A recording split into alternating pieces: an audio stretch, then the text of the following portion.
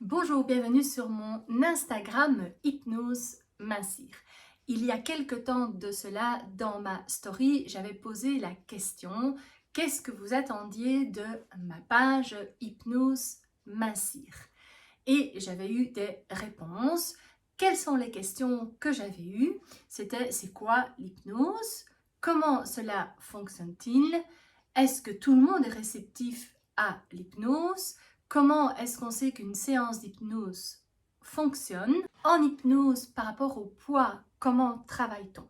Eh bien, je vais tâcher de répondre à toutes vos questions. Alors, première question, c'est quoi l'hypnose? Alors, l'hypnose vient du mot grec hypnos. Et hypnos signifie sommeil. Alors, l'hypnose, d'un point de vue plus scientifique, c'est du paradoxal d'éveil ou un rêve éveillé. Alors, vous allez me dire, c'est bien tout ça, mais qu'est-ce que cela veut dire? Eh bien, l'hypnose, il faut savoir que c'est un état naturel. Nous le faisons tous entre 9 et 15 fois par jour. 9 fois plus pour les adultes et 15 fois plus pour les enfants. Ce sont les mini-états où nous sommes au niveau du corps, ici, maintenant, et dans notre tête, nous sommes dans nos pensées, nous ne sommes pas attentifs, nous sommes dans la lune. C'est un petit peu comme quand nous sommes en voiture, d'ailleurs cela s'appelle l'hypnose de route, et que nous sommes naturellement sur l'autoroute. À un moment donné, on doit se ressaisir parce qu'on a l'impression ou de ne plus être là, ou de ne plus être concentré sur la route, ou peut-être même tout simplement de s'endormir. Et bien cela s'appelle l'hypnose de route. Je pense que nous avons tous déjà pris le train ou le bus, et quand on est dans le train et le bus et qu'on regarde par la fenêtre, on voit toutes ces images, tout ce paysage, et au fait on ne voit rien du tout. Et bien ça aussi, ça s'appelle de l'hypnose. On est là, point de vue corps, mais dans notre tête, on est tout à fait ailleurs. On peut aussi dire que l'hypnose, c'est une relaxation profonde. On est vraiment à un seuil de l'endormissement. Moi, je dis toujours, ça c'est dormir et ça c'est être éveillé. Ça c'est la relaxation, la méditation et l'hypnose. On est vraiment à un cheveu de l'endormissement. Deuxième question, est-ce que tout le monde est réceptif à l'hypnose? Eh bien, oui. Tout le monde est réceptif à l'hypnose, comme je viens de vous le montrer. On passe par la relaxation, la détente et l'hypnose pour rentrer dans le sommeil. Ça veut dire que tous les soirs, en vous endormant, vous passez par cette phase d'hypnose. Et le matin, quand vous vous levez, quand vous vous réveillez, quand vous entendez le réveil de loin, là, vous êtes en train de émerger du sommeil, eh bien c'est aussi une phase d'hypnose. Je pense que cela nous est tous arrivé d'observer les étoiles et de penser, de rêver, de écouter ou d'entendre une musique qu'on aime bien et qui nous replonge dans notre passé ou dans un souvenir agréable. C'est de l'hypnose. Maintenant, il y a certaines personnes qui ont plus difficile ou plus de mal à lâcher prise. Et ce sont ces personnes-là qui vont dire: pour moi, l'hypnose, ça ne fonctionne pas. Mais bien sûr que si, parce qu'elles s'endorment tous les soirs, enfin j'espère pour elles en tout cas. Donc c'est un problème entre guillemets de lâcher prise. Et pour lâcher prise, personnellement comme hypnothérapeute, pour aider les gens, je mets un cadre très zen dans mon cabinet, très chaude. Je mets également une musique douce. Je mets une musique linéaire dans un tempo inférieur à 60. Je mets vraiment un cadre très relaxant, très zen, et cela aide aux personnes qui sont un peu plus récalcitrants ou qui n'ont pas appris ou qui ne savent plus lâcher prise. Donc, ça veut dire que tout le monde est réceptif à l'hypnose, c'est juste un problème de lâcher prise et de se prêter au jeu, bien entendu. Entre parenthèses, 4000 ans avant Jésus-Christ, les Sumériens pratiquaient déjà l'hypnose. Alors, l'hypnose n'est pas quelque chose de nouveau, comme on entend souvent: oui, c'est la mode, c'est quelque chose de nouveau. Eh bien non, pas du tout, parce que je pense que c'est une des thérapies les plus anciennes parce qu'elle est naturelle. Et comme je dis toujours, l'hypnose, eh bien ça s'apprend. Oui, apprendre à lâcher prise, bien sûr, ça s'apprend. Et entre les personnes qui viennent à la première séance et à la 3 ou la 4e séance, tous mes patients me disent que ça n'a plus rien à voir. Au plus vous allez faire de l'hypnose, au plus vite et au plus bas, vous allez descendre. Donc, l'hypnose, cela s'apprend. Donc, si pour vous, la première séance n'a pas donné grand-chose ou que vous avez eu l'impression qu'il n'y a rien qui s'est passé consciemment, eh bien, refaites-le. Apprenez à vous mettre en hypnose tout simplement. Alors comment fonctionne l'hypnose? Moi j'ai presque envie de dire quel est le secret qui fait que l'hypnose fonctionne bien. Eh bien parce que quand on travaille en hypnose, quand on fait de l'hypnose, nous travaillons sur des neurotransmetteurs. Donc nous sommes vraiment à la base de nos neurones. Alors si vous ne savez pas ce qu'est un neurotransmetteur, sur ma chaîne YouTube, j'ai repris les 6 neurotransmetteurs principaux et vous pouvez voir d'ailleurs comment les booster de manière naturelle ou avec une plante. Alors, en hypnose, nous travaillons sur plusieurs neurotransmetteurs. Par exemple, nous travaillons sur le GABA. Le GABA est le neurotransmetteur qui nous permet de nous relaxer, de nous détendre. Par exemple, je pense que ça nous est déjà tous arrivé d'aller dans un centre thermal et quand on ressort du centre, eh bien, on est fatigué, on est à plat, on est tellement détendu, relaxé qu'il y a une certaine lourdeur en nous, une certaine fatigue. Eh bien, c'est parce que nous avons stimulé nos neurotransmetteurs GABA. Et c'est ce que l'on fait également en hypnose.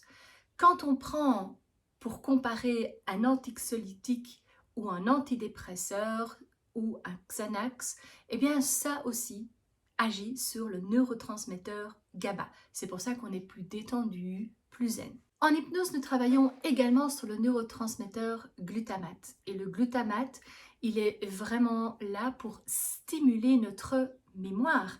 Donc, ça veut dire que quand on stimule le glutamate, les neurotransmetteurs de la mémoire, en hypnose, on va stimuler notre mémoire.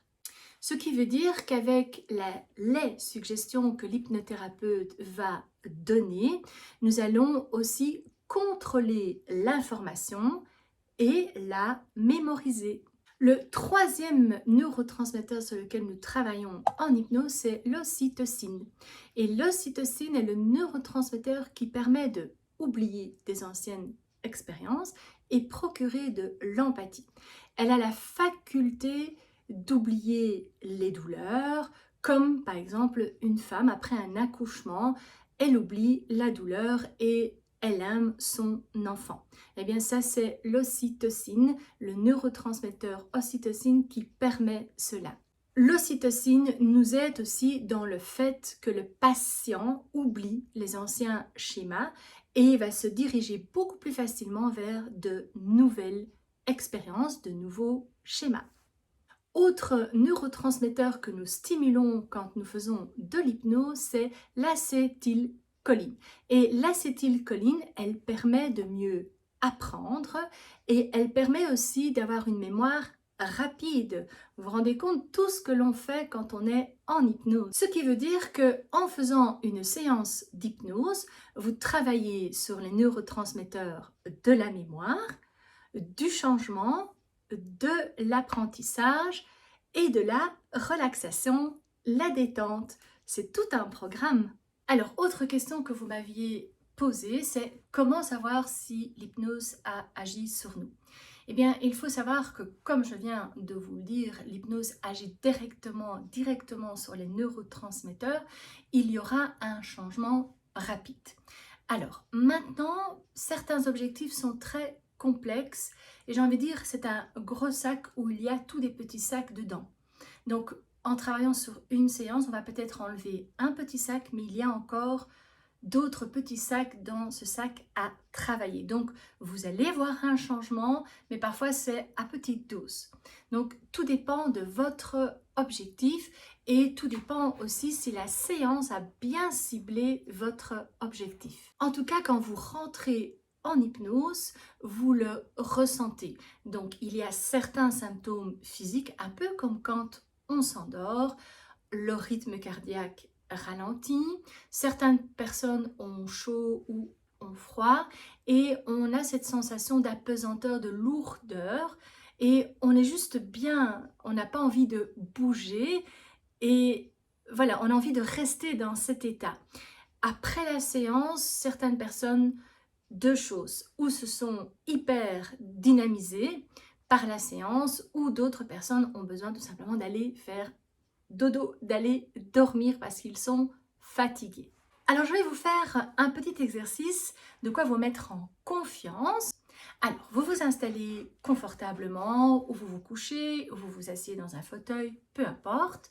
Vous allez fermer les yeux et je vais vous demander de visualiser une orange.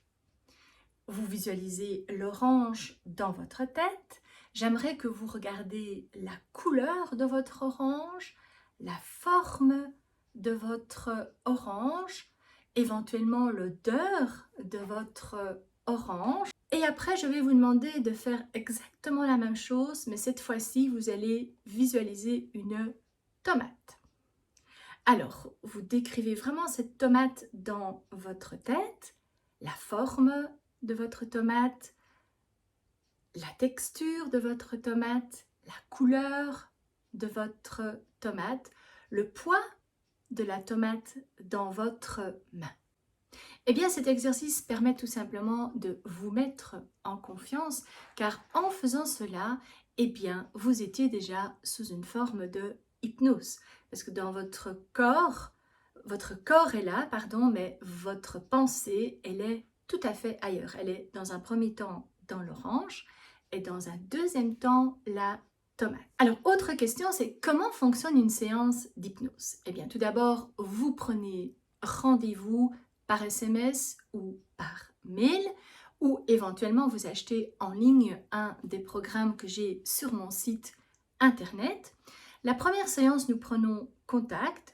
Je vous demande exactement quel est votre objectif et nous pouvons déjà faire une séance. Alors la séance est en plusieurs parties. Il y a la relaxation où nous travaillons, nous stimulons donc les neurotransmetteurs GABA. Puis il y a l'approfondissement de la relaxation. Puis il y a la suggestion par rapport à l'objectif que nous aurons bien au préalable défini. Et puis il y a la phase de réveil. Et puis nous faisons un feedback de comment vous avez vécu votre séance, comment vous ressentez-vous. Et le dernier point que nous abordons aujourd'hui, comment peut-on travailler le poids en hypnose? Eh bien, nous pouvons aborder plusieurs sujets. On peut travailler la gourmandise, les fringales sucrées, les fringales salées. On peut également travailler la pause de l'anneau gastrique virtuel. Ça vous permet d'avoir une satiété. C'est un programme très complet. Je vous propose d'aller le voir sur mon site internet. On peut également travailler l'accélération du métabolisme. On peut travailler la libération des compulsions, qu'elles soient sucrées ou salées. Je peux également mettre une aversion pour le sucre ou le salé, peu importe. On peut aussi travailler sur les sucres raffinés. Voilà donc toutes des possibilités, sans oublier qu'on doit travailler l'estime de soi et la confiance en soi, bien entendu. Voici donc tout un programme que l'on peut travailler en hypnose. J'espère avoir répondu à vos questions. N'hésitez pas, mettez en commentaire si vous avez d'autres questions ou d'autres demandes. Vous pouvez soit prendre rendez-vous sur mon site internet dans l'onglet Contact et vous pouvez également aller dans l'onglet En ligne de mon site internet et il y a une série de séances de pleine conscience et des séances d'hypnose que vous trouvez en ligne. Donc, si vous habitez loin de chez moi ou qu'il est difficile pour vous de vous déplacer, pensez au programme en ligne. C'est facile, vous l'écoutez autant de fois que vous voulez, quand vous voulez et sans déplacement. Je vous dis à très vite pour une autre vidéo et je vous souhaite une agréable journée. Au revoir.